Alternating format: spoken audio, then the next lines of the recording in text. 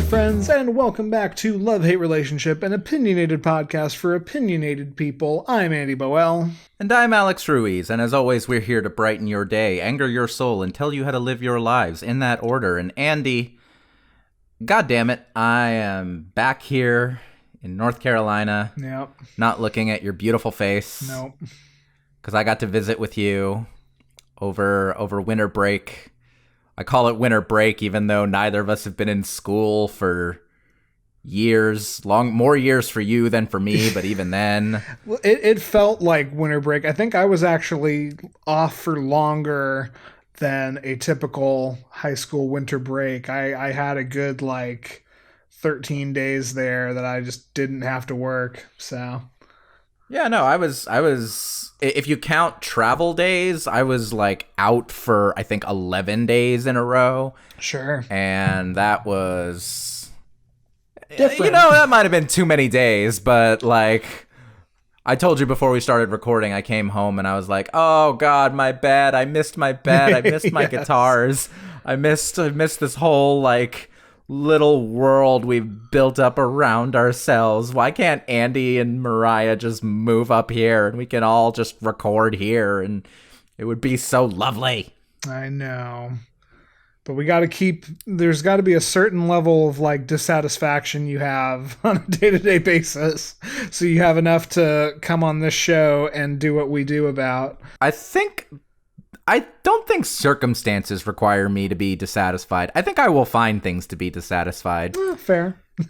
There's an old Christopher Hitchens book that I've never read, but I love the title. It's Letters to a Young Contrarian.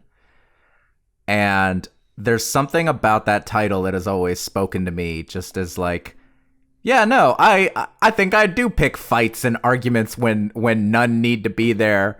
And you know what? Funny enough, going and visiting my family helped me realize that, because right. I wasn't in my parents' home 30 minutes before me and my dad got off on some meaningless BS that was not important, but we just had to argue about something. Not fisticuffs argue, not get in your face, yell and scream. No, we just needed to pull out our intellectual dicks and measure them against one another. And it's not just my dad, because I later in that same afternoon saw my older sister, and we got into it about something, because this is who we are. And then my poor mother, hey Mom, I know you're listening. You're great. Dad, you might be listening too. I think you understand where I'm coming from. My poor mother is just okay, here's some food for when you're done arguing, you stack of just mewling children who need to be heard. So, Merry Christmas, belatedly. Yes, absolutely. It's okay. I spent December 26th in my parents' living room, and it was me and my sister versus my brother and my dad on just the issues of basic human decency and are trans rights a real thing, and just we had some discussion. Wow. Yeah. Wow. Okay, so when I was visiting my parents, at one point they were watching the news in Spanish, and there was some news story about a trans woman who was a model who was marrying this cis dude who I think is a photographer or something, and it was a human interest profile piece, and it was very clearly okay, this is happening in a country where this dialogue is a little fresher in the pop culture lexicon than it is here in the US. Not by a lot, just by a few years. And my parents are sitting there just yeah, no, she's attractive. She looks really nice. It's nice that they're together. That's really good. I like that they're together. That's they used all the wrong pronouns. They said everything wrong as far as actual respectful rhetoric, but at the heart of their comments, they were just yeah, no, that's cool. This is cool. We like this. And I was I am so grateful that at least, like, I can slowly have the conversation of just like, no, that's not the right pronoun to use, or maybe you shouldn't use that particular term, it's a little outdated, but it's a way better place to start from than are they people? Yeah, and I mean, like, I love the heart of your parents' takeaway from that news segment. I, at one point, completely unironically, was having to draw a parallel between, well, okay, so what you're saying right now, people were saying about African Americans, like, not too terribly long ago. Do you see where I'm going with this?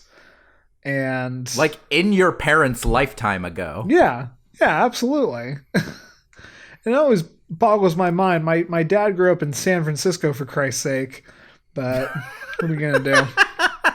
I think he was railing against his dad, and turns out, like, being a good, like, liberal who cares about people skipped a generation.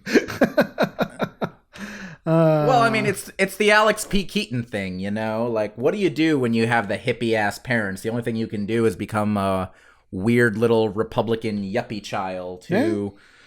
I mean, everyone forgets how terrible all of the things Alex P. Keaton would say on that show were because he was played by a young Michael J. Fox, but also kind of the brunt of the joke was, hey, this kid is, like, kind of a piece of shit, you guys, and he's constantly, like, learning the lessons of how he's a piece of shit. It just doesn't change who he is because it's a sitcom, and we still need Alex P. Keaton to be a Reagan supporter at the beginning of the next episode. Right. So, I don't know. Family. I have a good enough relationship with them that I can still spend Christmas, so I got it better than some. Oh, yeah. No. I love my family. I wouldn't trade my family for anything. I wouldn't change my family either, because if I did, who would I have to argue with? Right. Oh, man. So I know our last episode came out and we were speaking into the future, but now we are squarely in 2020. And I think we left 2019 on a really, like, optimistic note. And you were optimistic. Well, I think we said something like here's to 2020, don't screw it up, kids, or something. And in the span of recording these two episodes, not to get into my segment too terribly quickly, but we've screwed some things up. The world's on fire. Like the world's on fire in so many ways. That is a very cleverly titled Ileana Glazer comedy special on Amazon, but it's also true, like, literally and figuratively. Yes, it's also a Smash Mouth lyric. You're right, but I mention that. I'm getting ahead of myself, and we'll have time for me to rail against things. Do we want to do this episode proper and in the order that we do these episodes in? Yes, goddammit. We have standards. They aren't high, but they exist. Well, Shall I start? Yeah, without further ado, man, go ahead. Okay. So, y'all, this is Love-Hate Relationship. We do this show in 3 segments. 4.5 if you count the funky, like, 10 to 15 minutes we always start our episodes with, which... You know, we rip off an old podcast called Citizen Radio and call it a douchebag buffer, but it's really just to get douchebags to turn off our show. So you, non-douchebag, thanks for continuing to listen. Our first segment, one of us comes to the table with a topic of something that we love, something that we think makes the world better, something that we want you to consider in a positive light. The other one of us comes to the table with something we hate, something that were it gone from the earth, it would be a better earth. And then we take a relationship question, usually, preferably, from you, our wonderful listeners. And we'll tell you how to send your questions in at the end of the episode. But this time it's my turn to bring the love. And Andy, you have a really big topic, a big wieldy topic coming up on the hate. Yes. So I thought I'd keep things a little bit light, and we'll get into it. Oh, you're very sweet. I always like to start my segments with a question. I like to ask Andy questions because they set me up for smart things later. So, Andy, I promise I'll round this out to the topic, but sure. Let me ask you, are you familiar with the concept of the bug out bag? And if so, what would you keep in one? I am familiar with the concept of a bug out bag. Can you explain it briefly? Of course.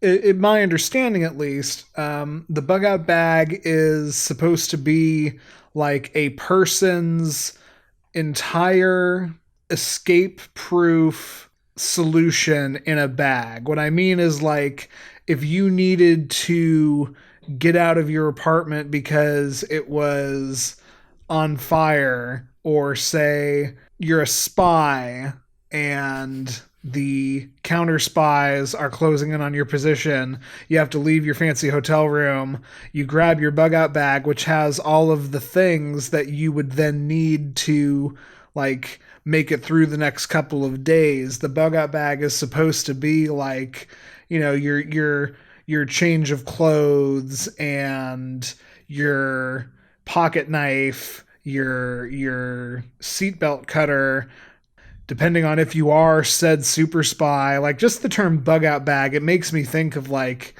you know, 80s spy movies. I would not keep a succession of, like, passports for different countries with new identities in my bug out bag if I had one, because I'm not that much of a international agent. But, like, that's the kind of thing I always think of. Honestly, I do not have a bug out bag, but if I did, you know, it would be an old pair of reliable shoes that I, like, don't have to worry about, but also know I could run around in, a change of clothes, a knife, and, like, $100 cash to get me through whatever the situation I'm getting myself into is.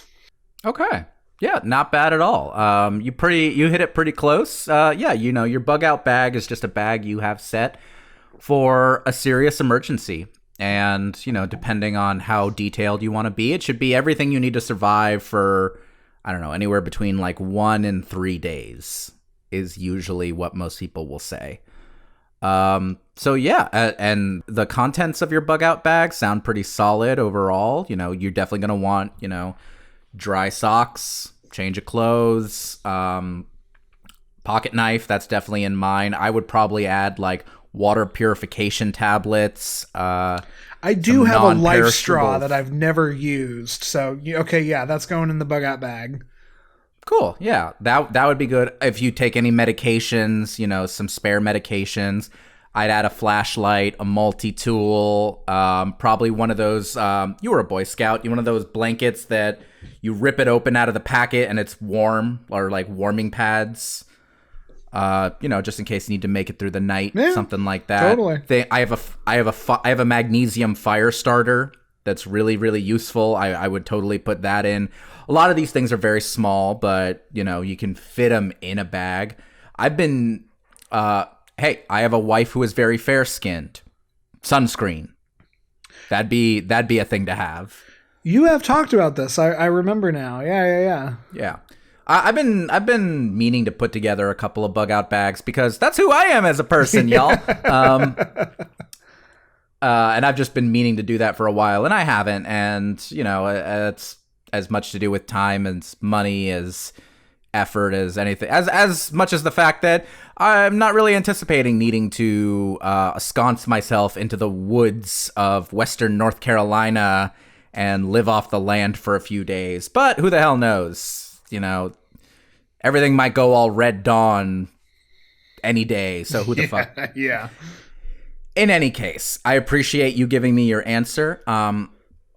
I'm not going to be talking about bug out bags, but I'm going to be talking about something that I think bug out bags are a really nice kind of entry point into for what I am going to talk about, which is something I think is highly underrated. Disclaimer up front, the term that I'm going to use for this thing is offensive to a lot of people. I am using this term because I feel like it is most representative of the point that I want to make.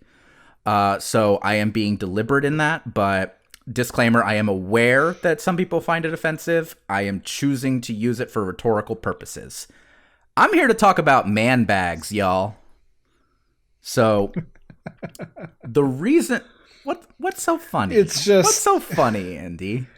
I'm having deja vu, but like anybody who knows you as more than just a disembodied voice on the internet, I think just chuckled to themselves in the same way I did and went, yes, I am absolutely here for you, Alex, to talk about man bags because it is 100% your aesthetic. And I mean that in a non like offensive way. No, I take that. I take that happily. I do carry a man bag. I love my man bag. Hell, I got a man bag for Christmas. Thanks, Steph. That's me thanking my sister for getting me a man bag, which she gave me a very sidelong look when I opened it up, but she still got it for me, so I will take the support. The reason I wanted to talk about bug out bags as an entry point into talking about man bags is because Andy, I don't think you spend a lot of time frequenting survivalist forums or survivalist Reddit. And I don't recommend it because it's a lot of people who share politics with your dad and your brother. Yeah, right. I was about to say. But bug out bags are a pretty common topic of conversation there. And it's not exclusively there. There are, fairly politically neutral or even left-leaning sites that will talk about them. But inevitably, the majority of discussion about bug out bags comes from dudes. And I would argue the majority of those dudes talking about bug out bags would, much like my sister, cast a side eye at dudes carrying around what they consider to be a purse. Dudes carrying around a man bag. And that feels very contradictory to me. And I'd like to talk about why. Sure. So, I don't know about you, Andy, but I can see no logistical reason why carrying shit should be gendered. And yet, the fact that I keep my stuff in a crossbody bag rather than like a backpack or my pockets is weird to a lot of people. I think very particularly about a guy I used to work with who had 2 young sons under the age of 3. And his situation was such that with his wife, she was a nurse, so she worked, these 12-hour shifts. On the days where, she was working and he was working from the office and he had to take his kids to daycare, he'd drop his kids off at daycare and he'd pick them up and he'd actually adjust his hours for that. That was a workplace that was really good about that. But the diaper bag for his kids was a giant ass hiking backpack. And I remember this same dude talking about how convenient it was because this giant ass hiking backpack not only had all the shit he needed for his kids, it also had room for his work laptop, some snacks for him, whatever the fuck he needed to get through the day. And same dude would be a little cross-eyed at me carrying a man bag, which essentially had a lot of the same stuff. Most of what I keep in it is my tablet, my Kindle, whatever book I'm reading, a water bottle, charging cables, my phone charger. I keep Claritin in there because if I'm going to a place where I'm allergic to cats, but it's not serious. So if I take a pop of Claritin, I'm fine. So if I end up going somewhere where there's cat dander, it's just there for me. And I don't understand. I never understood there why it was so gendered. I completely see your point, and I agree with you. It makes me think of one thing in particular, and that would be the kilt. Okay. Because talk more to me about kilts, Andy. Yeah, right. That is the first thing I think of when you're talking about it is interesting how clothing is so gendered, and the kilt as a garment, a skirt that men wear, that's become such a thing to titter to yourself about and laugh about. Well, why are they wearing that? Why aren't they wearing pants? When any Scotsman wearing a kilt is pretty handedly more manly than anyone else in the general vicinity, aside from other Scotsmen wearing kilts. Now quit your jumping around and get to fighting! I've been to the Highland Games. Yeah. Oh, dude. Side note, we're missing the Highland Games because we're going to California, and I'm upset.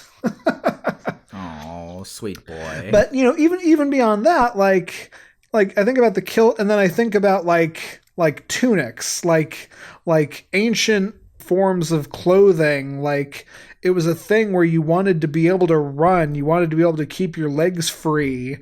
I've ran in tight ass jeans, and I don't recommend it. It's the one time in my life I got shin splints. Ew. So yeah, the very concept that we've just all come to take at face value of, well, that's weird because that is not for your gender on either side of the spectrum is completely ludicrous. Yeah. And to segue from that, I want to talk about marketing, because in recent years, there's been a little pushback on the idea that, like, dudes shouldn't carry man bags. However, a lot of how it is marketed is still really weirdly kind of gross and problematic and misogynistic. So I just straight up Google prior to putting together my notes here, I just straight up Googled the phrase man bags. And I got a couple of pages for Amazon, Nordstrom, Etsy, all selling like professional looking like laptop cases or messenger bags, things like that. Cool. But I also got ads for nutsack.com. nutsac.com,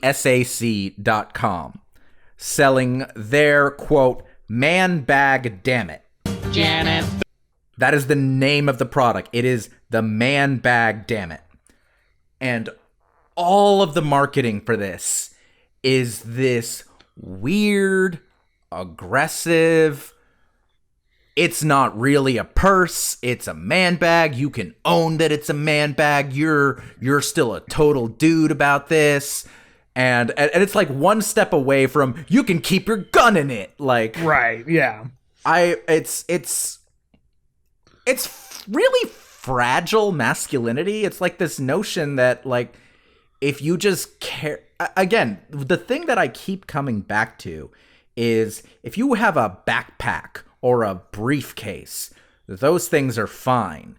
If you carry the same fucking thing on, like, your shoulder in a smaller bag, suddenly it is a purse. Suddenly you are supposed to be emasculated because you can't fit, like, a water bottle in your pants pockets. Like, there's a weird lack of logic to it. Yeah. And the logic is toxic masculinity. Absolutely. But, like, it's complete, go ahead. It's complete bullshit because, like, pick any school in America and it doesn't matter the grade, doesn't matter if it's like kindergarten or high school. What does every single person have? A backpack. Yeah. Go to a college, everyone still has a backpack. Maybe they've started swapping it out for, the computer bag. How is a computer bag different from a man bag? I mean, a computer bag is how I started carrying a man bag. Right. That's my point. Yeah. Yeah, like, I finished college and I was like, oh shit, like, I don't need to lug around a bunch of textbooks and a big ass laptop anymore, but I still like to have, my phone charger, my book, my journal, my Claritin, my spare keys. I keep my fucking, like, spare keys to my car in case I lock my keys in my car. It's saved me from calling AAA probably a dozen times. Like, it's just, like, my guitar picks are in my bag. It's the most, like, I just want to carry these things with me. I just want to have them on me at all times. items. Yeah. And I was like, cool, I don't want to carry around a big ass fucking laptop bag. Let me just get a little messenger bag. And it's still, I don't want to make it out like I'm being bullied for carrying a man bag. Like, I'm not. It's just, it gets dumbass comments. It gets shitty little jokes from tiny dicked weasels and my sister, who I love, just talking about like just how emasculating it is. And I'm like, I have never felt emasculated for the fact that I'm carrying stuff. Hell, half the time I have weapons in there. Right. But like, I carried it because I missed having the big ass computer bag, but I didn't want to carry a big ass computer bag because I don't have reason to carry my fucking computer around anymore. I used to listen to the Tim Ferriss show, the Tim Ferriss podcast. I don't anymore. I've fallen off of it. But one of his most common questions that he would ask his guests, because it's all about interviewing really successful people. And at the end of the show, he would ask them this series of various questions. And one of them was, what is one purchase under $100 that you've made in the last 12 months that's had the biggest or best impact on your life?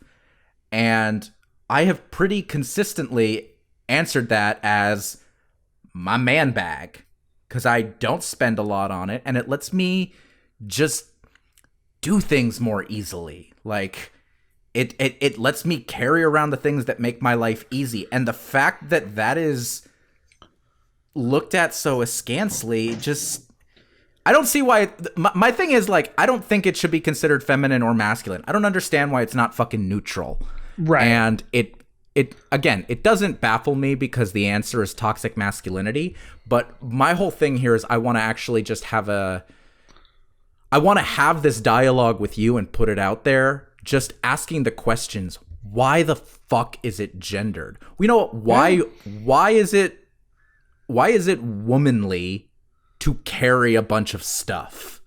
And why is it dudely to have a phone that's uncharged and to sniffle through a house party because you don't have drugs that help with it and to be thirsty? It's just so, like, I don't know if I've ever really put so much thought into it, but it's so funny to me that it is such a, you're right, it's toxic masculinity, but it's such a fragile toxic masculinity, because I'm sitting here like I can break it with one point. And that point being, like, let's think back to me talking about Band of Brothers last episode, talking about fucking World War II. You know what people, men, soldiers, the heroes of the greatest generation carried around in what were essentially man bags? Either they were a medic and they were carrying all sorts of medical equipment to save lives from the grisly, grievous, manly wounds that these men soldiers were getting, or they were carrying fucking grenades or like belts of ammo, and it wasn't in backpacks, it was in man bags. I mean, what? And it's like, what's the? Zach Galifianakis has a line in the first Hangover movie where they they ask him why he has a man bag, basically, and he's like, it's not, or they ask why he has a purse. He goes, it's not a purse, it's a satchel. Indiana Jones has one. Yep. I'm like, okay, like, but again, that's the problematic thing. Like, A, you refuse to call it by this one. A, they're assuming it's a purse, if I remember the quote correctly. Yes. B, your term in response to it is, it's not a purse, it's a satchel, which, like, my only context for the word satchel is fucking Legend of Zelda. And then he goes, Indiana Jones, paragon of masculinity, Indiana Jones, dude who fucked a 14-year-old when he was a grown-ass person. Indiana Jones, don't look too deeply into the timeline of Raiders of the Lost Ark, Right. folks. Yeah. Is this paragon of masculinity. Therefore, Zach Galifianakis' character in the Hangover movies, because as far as I'm concerned, he doesn't have a real name. Nobody in that movie does. I can carry around this bag and feel okay about myself. I'm like, I want you to feel okay about yourself. But the fact that you need to justify it with this shit is weird. The fact that Todd Phillips, you wrote this dumb joke in here, tells me everything about who you're marketing your movie to. And I'm tired of it going unquestioned. Absolutely. So that was all. I honestly, that's the end of my notes, and you and I have been able to riff off of it. But y'all, if somebody carries a man bag, leave them alone. And if you want to carry a man bag, if you are a cis male, if you are a trans male, if you are a masculine identifying person who wants to carry your shit in a convenient little bag that you put on your shoulder, I encourage you. It is life-changing.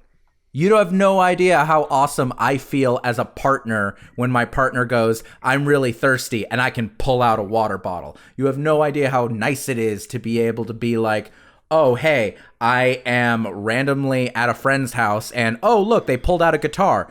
Do you need a pick? I don't have any picks. Oh, sorry, I have picks. Like, I have pens when people need pens. I have my journal and my books and my tablet. I have everything I need to get through a shitty ass day. And a lot of y'all don't. So and to swing that the other way, like, I have broken things, specifically the hard drive that we originally recorded these episodes on, and that's why we lost episode 4. I have broken things because I put too much shit in my pockets. I have almost lit myself on fire because I had a couple of 9 volts and a Leatherman in one pocket, 9-volt batteries. And for those of you who don't know, if the leads on a 9-volt battery just sits on top of a metal pocket knife in your pocket, it gets really fucking hot really fucking quickly. So the reasons are multitude, and I'm trying to think. I've got computer bags, I've got backpacks. I'm not against. My birthday literally just passed, so I don't know when I would get it as a gift, but I'm not against the man bag at all. I'm not trying to convert you, but if you want one, I've got recommendations that aren't too expensive. Oh, fair enough. So, discussion on man bags. I love them. You know what? Tweet us your opinions on them. If you want to make jokes about my masculinity, I do clap back. If you want to show me your man bags, please show them to me. I would love to see them. Let's compare notes. Let's compare contents. It sounds awesome. Show me yours, I'll show you mine. I'll show you mine. Show me yours, I'll show you mine. Hell yeah. So, thank you for talking about man bags, Alex. I very much appreciate being able to talk about something that gave one of us, if not both of us, joy before going into the other segment we do on every episode where we talk about something we hate. And today I'm going to talk to you and everyone else about why I hate modern meme culture. All right, let's get started. Yeah. So I always feel the need to make sure everyone understands, even when we talk about a topic that is something I feel like 99% of our listener base is going to understand. So for anyone out there who doesn't know what I'm talking about when I say modern meme culture, maybe you don't even know what I'm talking about when I'm talking about memes, I am going to just try to burn through a quick history lesson about where we started versus where we are now. Okay, let's go for it. Just before I do that, let me ask you what you think when I say the word meme.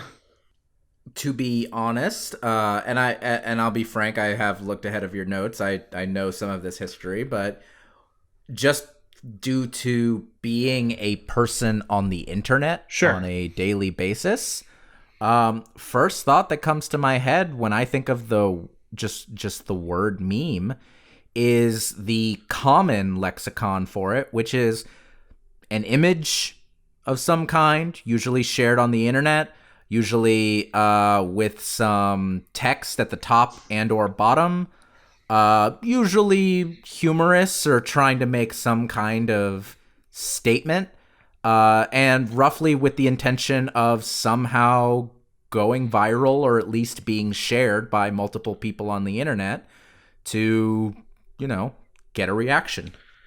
Yeah, and that's a very good summary of the thing. That's what I think about. I think that's what most people think about. What I didn't know until I started research was that the first published case of the word meme, and it is meme, not meme, dates back to Richard Dawkins's 1976 book, The Selfish Gene.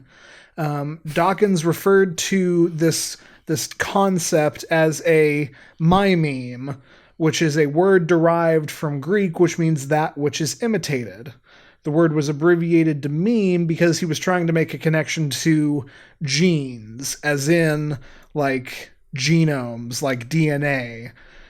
Dawkins coined the term because he was trying to figure out whether there was a measurable unit describing how ideas are spread and propagated throughout generations. So, put simply, a meme is like an idea as a gene is to a physical trait. And I really like that way of thinking about it. It's this, like, kind of this DNA of thought processes or, like, cultural jokes or ideas or language. It is this meant to be kind of this building block of societal culture. And Dawkins, believed that anything was capable of undergoing evolution, including ideas. So he came up with this language and terminology. Sure, and that makes sense for someone like Dawkins, who is educated as an evolutionary biologist, and then kind of became, he parlayed that into being a cultural critic of sorts. Totally. You can hear a lot about our opinions on Richard Dawkins on our episode where we talk about the new atheists, but in this one particular aspect, yes. Divorcing a lot of his later opinions from his from this work and discussion that he was having in the 70s, and to a lesser extent has continued ever since, but like divorcing those two parts of his study. Yes, Richard Dawkins, originator of the term meme, this conceit. And yeah, you're right. That's a really useful definition. Yes, totally stepping aside anything else we feel about Richard Dawkins. It's just, factual that he created the word. If not, like, I wouldn't sit here and say that he, like, coined the concept itself, or that he was ever even thinking about internet memes, which are what most people think about. He was talking more about things like something that has been discussed a lot from the time that he was doing this was like the Richard Nixon "I'm no crook" jokes, which, like, Richard Nixon did board a plane with his two fingers out like peace signs. He did not say "I'm no crook" at that point. That was from a different speech, but like that whole thing, which I think honestly was like maybe an SNL or a comedian thing, that became a meme. That's how people did Richard Nixon impressions. That's an example of what he's talking about as a meme, like a thing, an idea, a concept that spread throughout and became like inculcated into the culture.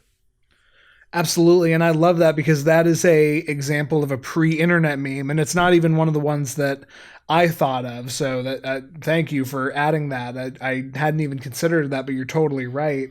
A couple other pre-internet memes are, Styx had their Mr. Roboto album, and for a long time you would see people writing "Kilroy was here," which was in reference to a character created by the band Styx. And even when people weren't talking about the music or anything, like, I can remember as a child seeing "Kilroy was here" just as like a graffiti thing that just happened. Kind of the same way there's that weird diamond-shaped S that we all drew in middle school and nobody really knows why or where it came from. The concept of somebody having a John 3:16 little placard or billboard at a football game or on the news, like these are some of the earliest cultural memes that I can think of. But memes have really become an internet thing. And the very first internet meme, it turns out, is actually a video of a dancing baby from 1996 in the starting days of the internet, which became so viral that it appeared on Ally McBeal. Up and down, down, up and down this road, walking the line, painted by pride. But like the thing, the like memes as a thing really kind of just blossomed in 2006, a scant 14 years ago. And part of that is because of the growth of the internet. I didn't look this up, but I think YouTube blew up at around the same time. And I mean, shit, dancing cat videos are literally a meme in and of themselves. So the two things are pretty clearly interconnected. But, over the past 14 years, meme culture has cultured like a fungus. Hey. And spread across the globe. Boo this man! I couldn't resist. But, it's really spread across the globe to the point where, we can point at these very first memes. We can point at the dancing baby. We can point at lolcat.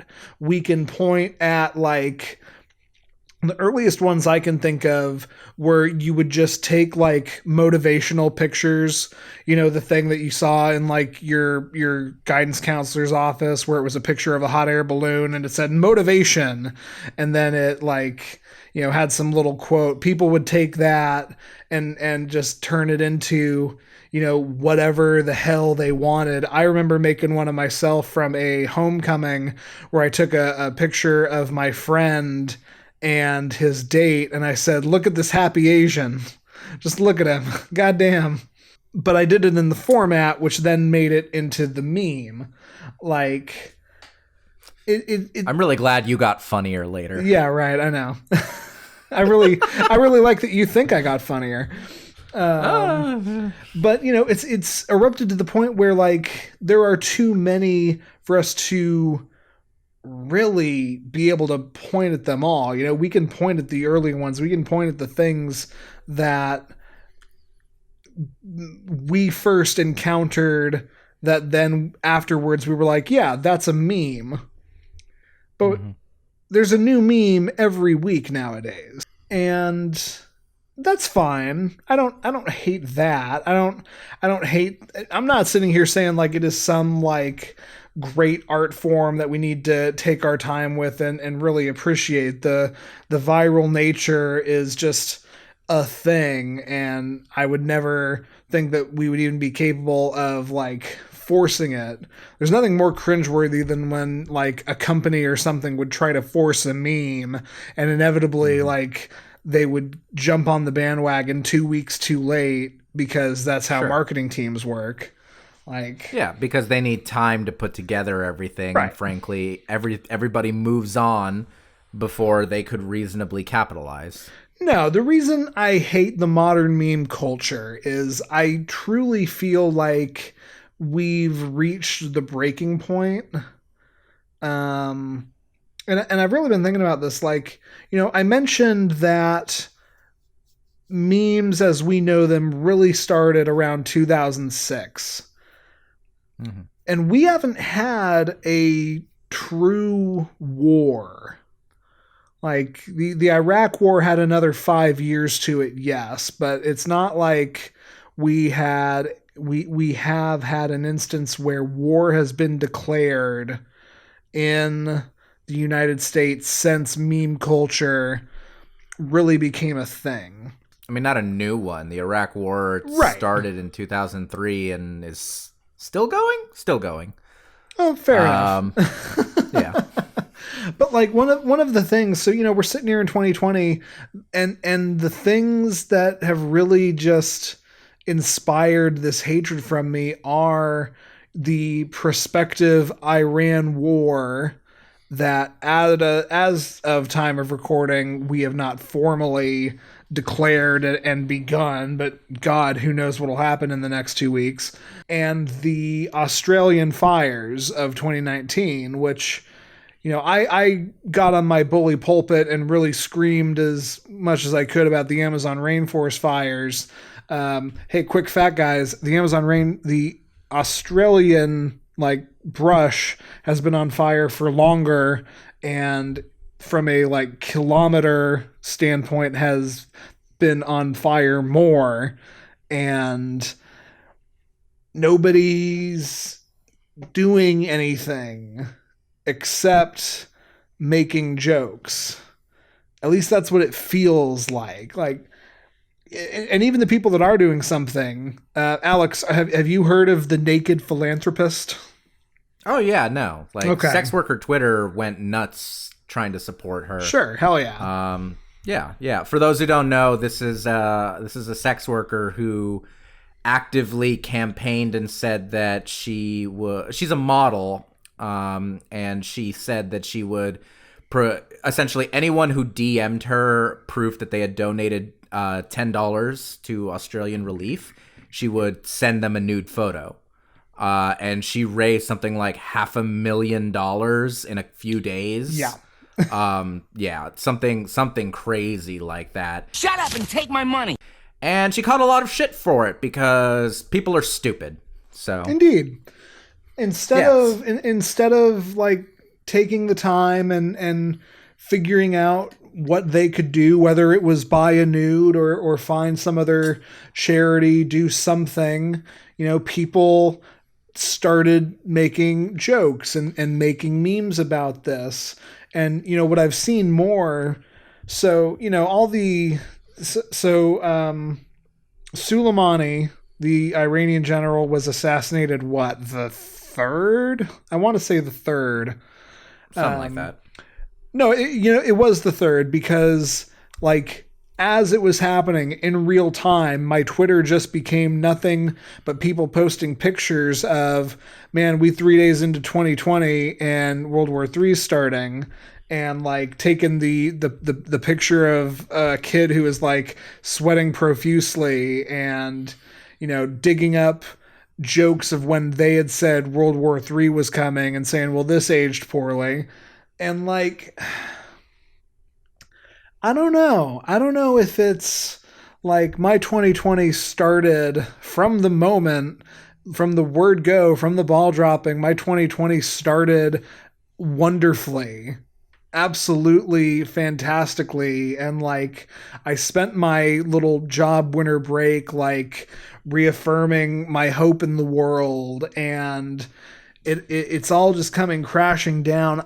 Alex, I can't tell if I'm just losing my thick skin or if, and this is what I believe, this is why I made this my hate, if meme culture has turned into this sort of gallows humor excuse to not do anything, because we can just scream out on the internet and go, nah, shit's fucked, and all agree that shit's fucked, so why do anything about it other than post this funny picture about how the draft is going to get reinstated? And I don't think the draft is going to get reinstated, but I'm truly at a struggle myself here to figure out, am I an asshole for really having a problem with people making memes about the awfulness of the world today? Can I offer a theory? Yeah, always. I wonder if you're burned out. Yeah, sounds like it. You, my sweet summer child, my beacon of sunshine, you are not a nihilist. I am a nihilist. No argument. But I am also not a cynic. The difference between a nihilist and a cynic is that while both agree that life and existence have no inherent meaning, a nihilist can take that and choose to derive meaning from it if they so decide to. Or they might decide there's no meaning, nothing matters, I'm going to do what I want. There's shades to nihilism. A cynic says there is no meaning, all is hopeless, why bother? Sure. So if your idea holds or your suggestion holds that a lot of the reason why people are coming to memes as a way of dealing with this, I think that it might, if that's the case, I think there might be something to be said of people who go, all right, I am encountering another thing that seems hopeless. And let's be clear, a lot of the people dealing with these situations, reading this news, have not only have they been sitting in a stack of varying hopeless situations for years, some of them were born into it. Sure. Some of them were born into a world where we have been at war for 18, 19 years. We have student loan crisis. We have a wage crisis. We have an environmental crisis. We have all of these things. We have parents and grandparents who clearly don't give a shit about us and are in complete denial of these situations. And we have no power to do anything because when we do the things we're told we're supposed to do, when we vote, when we canvass, when we call our senators, when we do everything we're supposed to do, somebody wins by 3 million votes and still doesn't get a presidency. Yeah. Just like 16 years earlier, 500 votes in one county in Florida threw the whole thing out of whack, and ultimately the Supreme Court ends up awarding it to the majority party candidate. We've been sitting in this apparently hopeless situation for literal decades, and for some of us, it's our entire adult life or even our entire lives, and memes for a few people might be a form of escapism. It might be a way to make sense of the world. I'm not trying to talk you out of your hate. I'm just trying to see if maybe this is the reason why we're coming to this, why it has come to this. This is fine. I'm okay with the events that are unfolding currently. Sure. And no, I think you make a lot of good points. I think that really is right. Like I am somebody who has hope. Literally, that is what I was gonna say. I'm somebody who has hope. I'm an optimistic person. I try my damnedest to look on the bright side of life. Yes, thank you. That's all I wanted. I haven't been laughing at the Trump memes for a while. And yeah, I'm certainly not laughing at the Iran war memes or the Australian fire memes or the Epstein didn't kill himself memes, because I just sit here and languish at the state of affairs the world is in. I've said it plenty of times. It feels like we're in the new Rome just before the matches get lit. And yeah, I don't anybody who uses it as escapism, you mentioned that, and my first thought is, oh well, I don't hate them.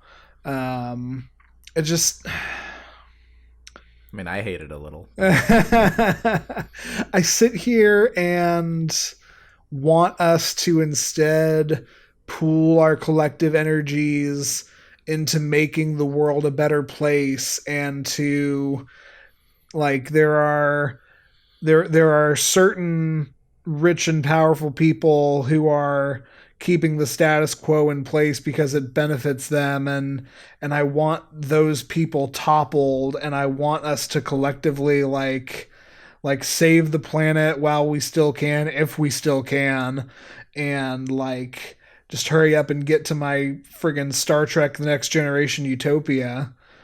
So I guess really what I'm calling for is revolution, Alex. Now here on this on this podcast, episode 39. Yeah, but also, we both have work in the morning. Right. Yeah. We'll find a weekend. And again, that might sound cynical. And I promise I don't mean it to be. I more mention it just to have perspective. Yeah, I got you, man. It's, when you first told me that you were going to talk about meme culture as a hate, do you know what I thought you were going to talk about? What? I thought that you were going to talk about how insulated, like, bubbles of memes have, arguably been responsible for radicalizing the alt-right and for causing a bunch of division between classes and generations. It's boomers have memes too. Granted, most of their memes star minions, but it doesn't change the fact that we have these weird separations on the internet, and memes are a huge part of how information seems to be consumed nowadays. That's what I thought you were going to talk about. And I'm not mad. To be clear, I'm not criticizing you for not going down that route. But it just shows how big and fucking complicated this particular issue is. My problem with memes is that I feel like it's one means through which we continue to segregate ourselves in these weird cultural bubbles. It's also, you know what? I don't like to shit on people for escapism. I do shit on people who go too far in their escapism and ignore reality. And the fact of the matter is, there's a lot of people who do that and don't engage and aren't dealing with it. And just like there are people, I try not to criticize internet activists, people who are just retweeting stuff and acting like that is, doing something, accomplishing something. Granted, for some people, that might be all they can do is try and raise a little bit of awareness. There's a lot of people who could do more and don't. And that's a complicated conversation, and it's too much for, the space of this particular segment. But it doesn't change the fact that meme culture it's not a neutral thing, and I don't want to argue that it is. Yeah. But I think that I'm not going to, I don't want to talk you out of your hate, but what I would invite you and anyone out there listening to do is try on a few different perspectives when you're analyzing this. Memes do a lot of damage. Memes also can spread a lot of awareness. They can also do a whole lot. Since the Iran news started coming up, I have spent a lot of time on the internet listening to old Bill Hicks bits and James Baldwin interviews talking about the first Gulf War. Yeah. And, that's a lot of those are things that I have argued, like, they're not memes. They probably should be memes. They probably should be things. But the thing is, there's observations in that material. And in the Bill Hicks, it's absolutely entertainment. The James Baldwin, less so. But even then, he's definitely a fun interview. It's entertainment, but it's entertainment that makes you think. And meme culture can be a tool for good. It has certainly not been used as a tool for good so far. And I think that comes down to, people on the internet being essentially, motherfuckers with a giant toy. But I don't know. I don't want you to lose your hope. I just want you to have perspective, Sure, and I appreciate that. And I think maybe the fact that I sit here and still am capable of getting upset about it is the sign that I still have that hope. It's meaningful. Yeah. And hope is important, because if you don't have hope, you're a cynic. And cynics are assholes who nobody likes. And I'm not going to finish that sentence, but Let's just say they should do what Camus says is the ultimate fate of those who are too cowardly to embrace radical freedom. If that's confusing to you, Google it.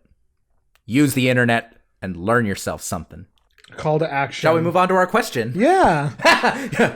Google Camus. If nothing else. If you get nothing else out of this, stop looking at Sonic memes and Google Camus. Google Camus and donate to the Amazon donate to the Amazon fire relief. Donate to one of them. Donate to anything. Like, apropos of nothing, it'll be down by the time I set this, or by the time you hear this. Like, for my birthday, I, for the first time, like, set up one of those, like, donate in my name for this charity thing, and, you know, tried to make sure I found the biggest one. But it's like, you know, I get that not everybody can donate money, but you can spread links, you can do something, and you can look up Camus. Let's get into the question. Okay. Shall I read this one? I think you read the last one. Yeah, go ahead. Okay, cool. So we got one from an actual listener this time, which we're very appreciative of. It is our favorite way to get questions. Absolutely. So here we go. Hey, love-hate relationship. After living with my family for my entire life, I am finally getting the chance to move out into a different house in a few months with my grandma. I'm really optimistic that getting away from my parents will do wonders for our relationship, but there is one wrinkle to the situation. Currently, I live in a pretty large upstairs loft and will be moving into a smaller personal space. Once I'm out, my loft is going to be given to my brother and his girlfriend. Just in case this move doesn't work out, do you guys think I can make a case for getting my loft back? Better yet, what advice can you give me to make sure that on my end, this is a good move and I never have to look back at all? And that is signed to us from Happy Gilmore. Son of a bitch, Paul, why didn't you just go home? That's your home! Are you too good for your home? Answer me! Suck my white ass, Paul! Which I think makes our second Adam Sandler character. We just need someone to make a wedding singer reference now, and my tiny little heart will be happy. I was thinking Little Nicky. Yeah, we have as many Adam Sandler references from our question listeners as we do Dragon Ball Z. Make of that what you will. I don't make a lot of good out of that. Right. But, So, all right, I read. You want to start off for Happy? Yeah, hey there, Happy. I hope you're happy. I think you are. It sounds like you're pretty optimistic about being able to get out of your current living situation. You know, the first thing I think of is the fact that you express some anxiety about moving into a smaller space. And I get that. You know, when I moved, it was from moving in from a house into an apartment, and it was taking, you know, two people's like full nebulous living situations and sticking them into what was essentially 2 rooms plus a bathroom. But I don't think you need to really worry about moving into a smaller bedroom or a smaller personal living space, rather. You know, for one thing, you're moving in with a roommate. It turns out it's a roommate that you, I'm assuming, know, your grandma. And that can be a really good thing, knowing them, because you maybe won't wind up being like, okay, there's the room where there's my stuff, there's the room where there's your stuff, and then there is the neutral living space, living room, which will not have either of our stuff. I don't get the sense that that's going to be the situation here. You know, you can figure out, okay, what goes into my new bedroom and what becomes like something that goes into the living room. Or, you know, they don't specify if it's, I don't think they specify if it's an apartment or a house, but going from a pretty large upstairs loft to They say move out into a different house. Okay, yes, they do. They do. Okay, so you're going to a house. So there's going to be more than a couple of rooms in that house. You know, you can find out where like your craft room or the, you know, it can be like a 2 or 3 bedroom house plus a living room, kitchen, yada yada. You've got room to decorate is really what I'm getting at here. Moving on to the issue of what is going to happen to your old living situation. I mean, you truly hope that you aren't in 3 months' time turning around and trying to get back into your parents' place. If that were to be the case, the instant and most non-confrontational option would be, okay, so your brother and his girlfriend are getting your old room. What's stopping you from getting your brother and girlfriend's old room? And basically we're just playing musical chairs, but in a house. But the advice I would give to make sure that this is a good move is, you know, like I said, you're lucky, you're moving in with family. And I do think that is a lucky and a good thing in this regard. You know, just try not to go overboard with the fact that you are no longer in your parents' house. And really just what I mean is like the best way to make this a safe and happy move for everybody is to respect the space of the other person that lives there. Even if it was like a roommate, I would still say the same thing of like, you know, respect the space. Figure out if they are cool with you having ragers. If they're not, maybe don't throw ragers. That sort of thing. But I feel like I've been talking for a minute, so I want to give you a chance to respond, Alex. Oh, he's so sweet, y'all. I think you gave a good groundwork there. Just to add on there, Happy. I want to give you something to think about. You are, I assume, of adult age. If you're moving out of your parents' house to live with your grandma, I'm just going to assume at the very least you are either an adult or very soon going to be an adult. I've certainly encountered situations where like high school aged kids move out of the house to move in with another relative because of space situations. I've seen that before, not a big deal, but I'm assuming you're not like 12. With that assumption, I would challenge you to rephrase redo your thinking a little bit. You write specifically, once I'm out, my loft is going to be given to my brother and his girlfriend. Just in case this move doesn't work out, do you guys think I can make the case for getting my loft back? You keep saying your loft, your loft, your loft. It's not your loft. It's not. I'm sorry. You live there. It's your home right now. But it is not your loft. Ultimately, it's your parents'. It's your parents' loft and your parents' house. Moving out of your parents' house is a scary thing. Andy and I both moved out of our parents' houses when we were notably older than the 17 or 18 that a lot of people do. I don't remember how old you were, Andy. I was 25. Yeah, I was 24 3/4. Yeah. Like I left my parents' home to go to graduate school.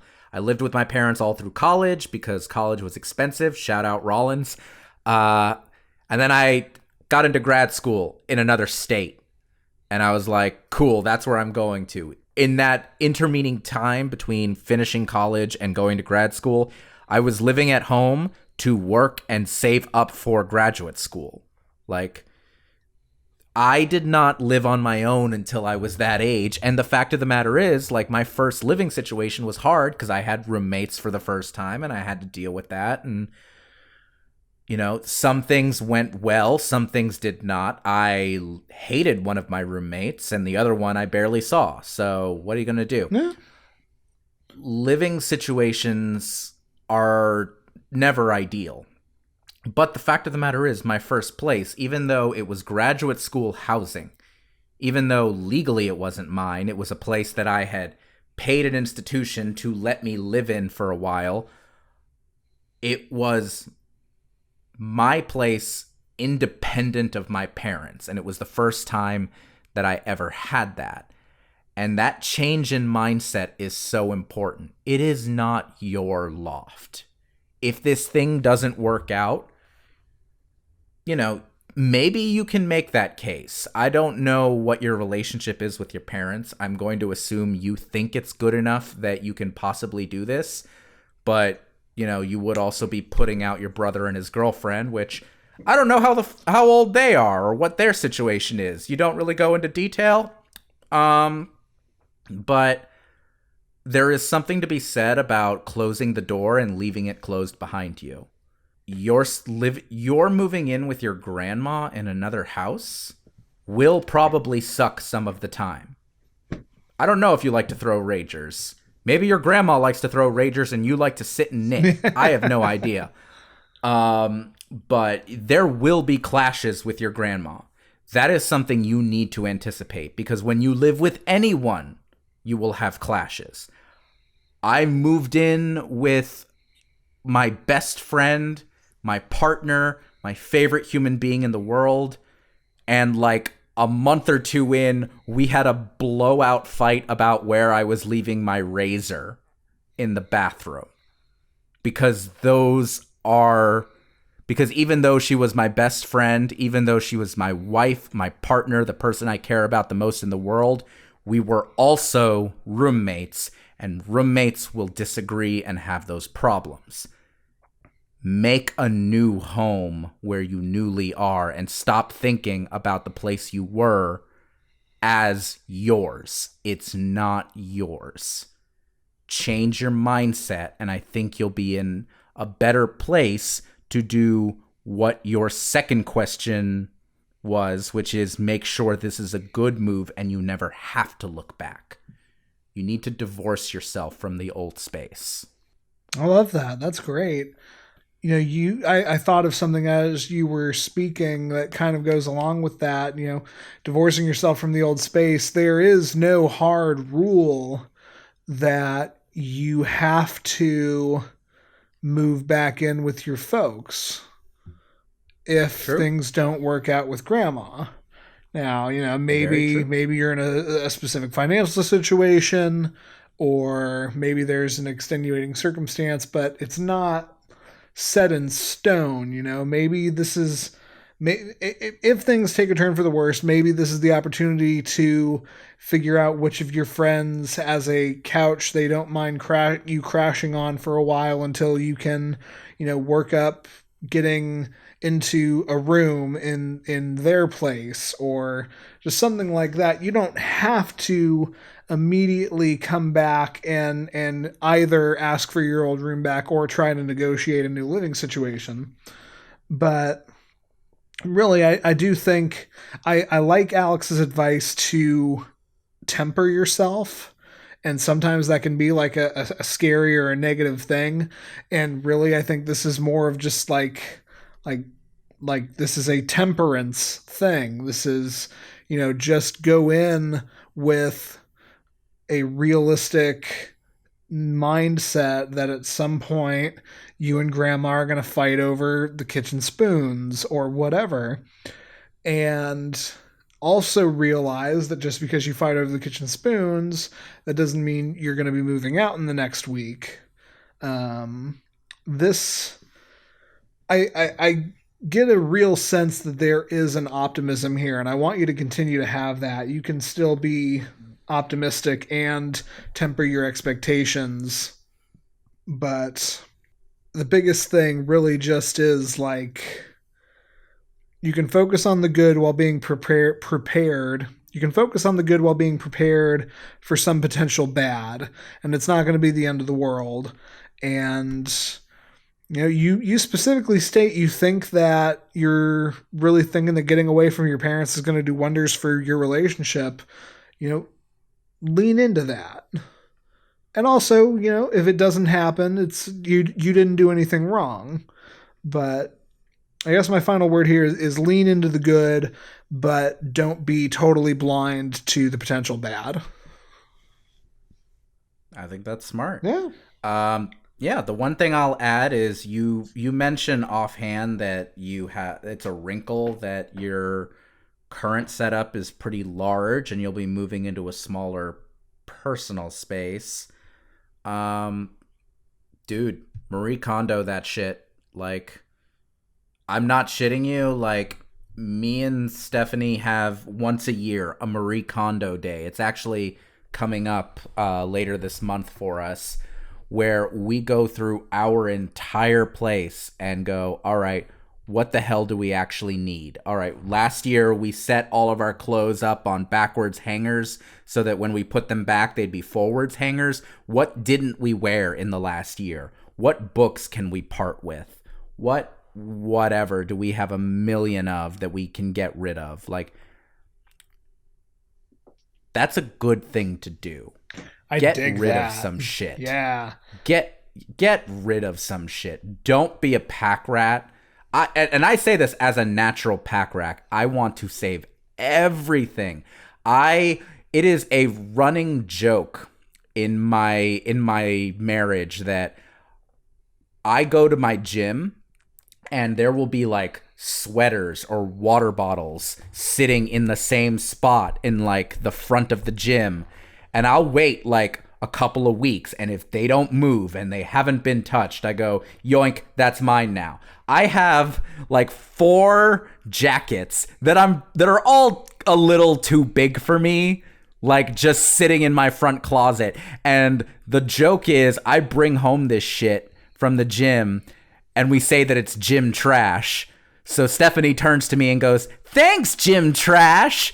And then looks like she wants to weep because she has a pack rat husband who needs to hoard things because, I don't know, maybe it's the immigrant kid thing. I don't fucking have any idea, but like once a year, I promise you, in a couple of weeks, I'm probably going to donate all of that shit. All of it. Because I only wear like 3 jackets ever. So downsize. There you go. It's a good thing. Yes. It's good to get rid of some stuff. I promise you. If you need it again, you can buy it again. You have the permission. If you can't afford it and you really, really think honestly you're going to need it, do that. But be honest with yourself about it. A smaller personal space is not a bad thing. In a lot of ways, it can help you declutter your life. So take advantage of that. Absolutely. So yeah, Alex is doing a Marie Kondo day. I really love that idea. So I'm going to do a Marie Kondo day. Happy. Hell yeah. Set up a Marie Kondo day and send us like, tell us how it goes. Tell us what was the oldest, most ridiculous thing you threw out. In fact, listener, that's an open invitation to come yell at us about the things you threw away because you listened to this episode. I welcome it. Nah, but seriously, Andy, if you Marie Kondo shit, can you send me some shit? Because I need more shit because I'm about to get rid of a bunch of my shit. Y'all got any of them shit? Oh God, close us out. So if you don't want to send us your Marie Kondo pictures, but you do want to send us your relationship questions, just like we did for Happy, we will give our perfectly unqualified advice. We will keep you anonymous if you so wish. We will give you a nickname if you don't feel like coming up with one on your own. And you can send those questions to lovehaterelationshippodcast@gmail.com or into our DMs where we promise we'll read them. Sadly, we won't send you any nudes, but you're probably better for not getting them. You can subscribe to us on Apple Podcasts, Google Podcasts, Stitcher, Spotify, YouTube, or even TuneIn Radio. Hey, Mom. Let's not talk about the fact that I just referenced nudes. We would also love it if you reviewed us on any or all of those. You can tweet us at LHRPod, that's LHRPOD, with your questions, and follow us to keep up with new episodes. That's right. You can follow me, Andy Boel, at JovoCop2113, Or, we really didn't talk about movies except when we referenced Adam Sandler films. And if that made you upset and you want to hear me and the incomparable Stephanie Johnson talk about cult films, you can go over to my other podcast, Cult Fiction, which is available on all those same platforms. Yeah, and you can follow me. I don't have another podcast right now, and who the hell knows if that'll ever change. Well, I don't fucking know. But I'm at @A_X_RUIZ on both Twitter and Instagram. Thanks for listening, y'all. 2020 is certainly happening. Yeah. It is certainly happening. And you know what? Go ahead and just share it. Share it and share us with all of your enemies.